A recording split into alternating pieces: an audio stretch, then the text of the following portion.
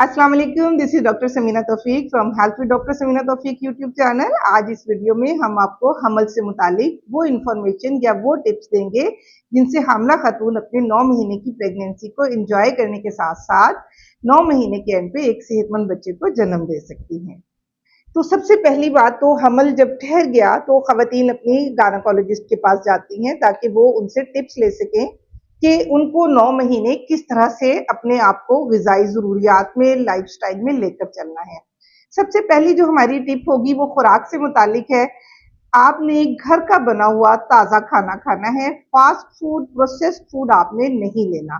ग़िज़ाओं के इंतख़ाब में आप ख़्याल रखिए कि आप आयरन, कैल्शियम, फ़ॉलिक एसिड जिन ग़िज़ाओं में, सब्जियों में, फलों में मौजूद है, उनका इस्तेमाल ज़्यादा कीजिए और पानी ज़्यादा पीजिए ताकि आपका हाइड्रेशन स्टेटस अच्छा रहे। दूसरे नंबर पर आती हैं अद्वियात।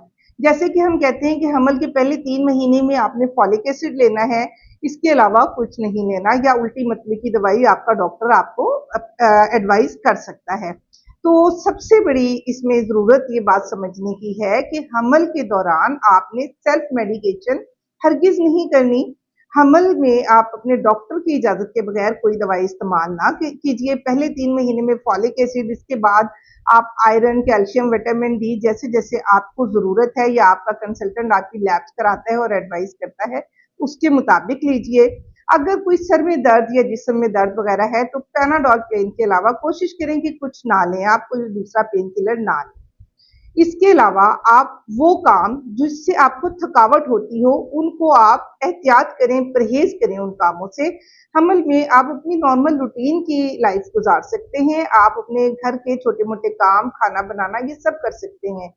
आपका जो फुल स्टॉप लगता है वो वहाँ है कि ये काम आप कर रही हैं और आपको थकावट हो गई तो आइंदा आप वो काम नहीं करेंगी। थका देने वाले भारी काम जैसे पर्दे चेंज कर लेना, कपड़ों की वॉशिंग की और वो बुकेट्स वगैरह उठा लेना, इन चीज़ों को आप एहतियात कीजिए। रूटीन के छोटे-मोटे काम, अगर आपको कोई मेडिकल प्रॉब्लम या हमल में कॉम्प्लिकेशन नहीं है तो आप कर सकती हैं।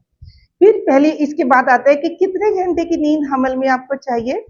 एक सेहतमंद बच्चा पैदा करने के लिए माँ को सेहतमंद होना ज़हनी और जिस्मानी तौर पर बेहद ज़रूरी है और इसके लिए 7 से 8 घंटे की नींद आपको रात में लेनी है और दोपहर में भी 1 डेढ़ घंटा या 2 घंटा आप लंच के बाद नैप ले सकते हैं, आराम कर सकते हैं।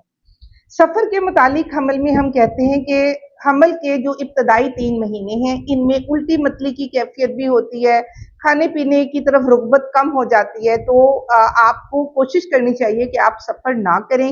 अगर आप कर रहे हैं, तो सफ़र के दौरान अपनी ग़िज़ाई ज़रूरियात के मुताबिक अपने घर से खाना बनाकर साथ लेकर जाएँ। बाहर के खाने में आपको फूड पॉइज़निंग हो सकती है, पेट खराब हो सकता है।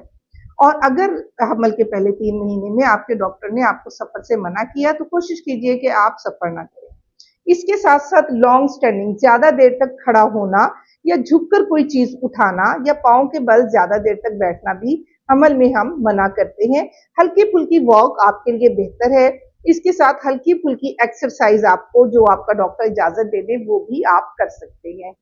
अच्छा, सफाई का हमल में बहुत ख्याल रखना है, ना सिर्फ ये कि आपके खाने पकाने में, खाना खाने में, बल्कि जिस्मानी सफाई का भी बहुत ख्याल रखना है।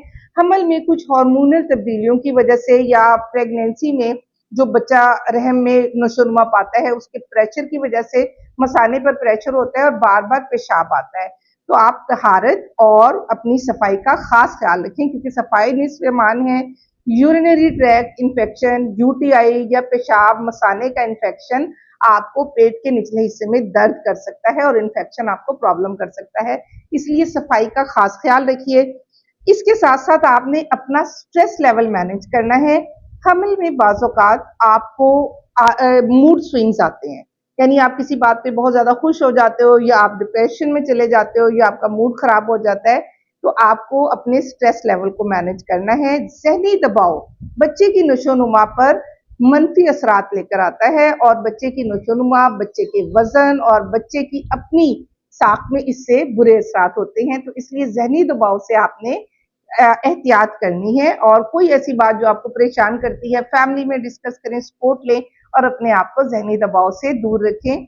योगा की कुछ एक्सरसाइज़ेज़ अपने डॉक्टर से इजाज़त लेके आप कर सकते हैं, अपने स्ट्रेस लेवल और अपनी मेंटल हेल्थ को मैनेज करने के लिए।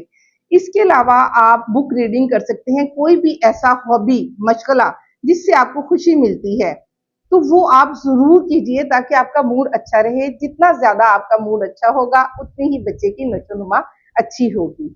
हमल में आपको ख्याल रखना है कि आप वो परेशानी जहनी, जिस्मानी या खुराक की ना लें जिससे आप और आपके बच्चे की सेहत पर मनफी असरात आ सकते हो। दुआओं को, और हम तो मुस्लिम से हम कहते हैं नमाज कायम करें, दुआएं पढ़ें, दुरूद शरीफ पढ़ें, सूरह रहमान सुने, सूरह मरियम सुने। ये आपकी स्पिरिचुअल ट्रेनिंग है, इससे आपको सुकून मिलता है। आप ये सब कर सकते हैं, अपनी फेवरेट बुक पढ़ सकते हैं, कोई भी मशगला, गार्डनिंग इवन अगर आप चाहते हैं, आपको कोई इंडोर प्लांट्स पसंद है, आप वो सब कर सकते हैं। जहनी तौर पर सेहतमंद रहिए, जिस्मानी तौर पर सेहतमंद रहिए और अपनी 9 महीने की प्रेगनेंसी को एंजॉय करके एक सेहतमंद बच्चे को जन्म दीजिए। सबसे इम्पोर्टेंट मैसेज है, हमल के 9 महीने में रेगुलर एंटीनेटल चेकअप कराइए, अपनी डॉक्टर के साथ राब्ते में रहिए और जिस जिस तारीख को आपको बुलाया गया है जाइए। प्रॉपर अल्ट्रासाउंड, ब्लड टेस्ट जरूरी है और फिर हमल के आखिरी 3 महीने में तो ज्यादा बार बार बुलाया जाता है ताकि आपकी डिलीवरी जो प्लान हुआ है, नॉर्मल डिलीवरी या कुछ कॉम्प्लिकेशंस की वजह से सिजेरियन, आपकी वो स्मूथ रिकवरी में चले जाएं। अपना बहुत ख्याल रखिएगा। हमल में ग़िज़ा से मुतालिक, अद्वियात से मुतालिक या कोई भी कॉम्प्लिकेशन से मुतालिक आपके जहन में कोई सवाल आता है, इस वीडियो के कमेंट सेक्शन में आप हमसे पूछ सकते हैं। और इसके अलावा in clinic as well as online video consultation के लिए दी गई स्क्रीन पर आप राब्ता कर सकते हैं।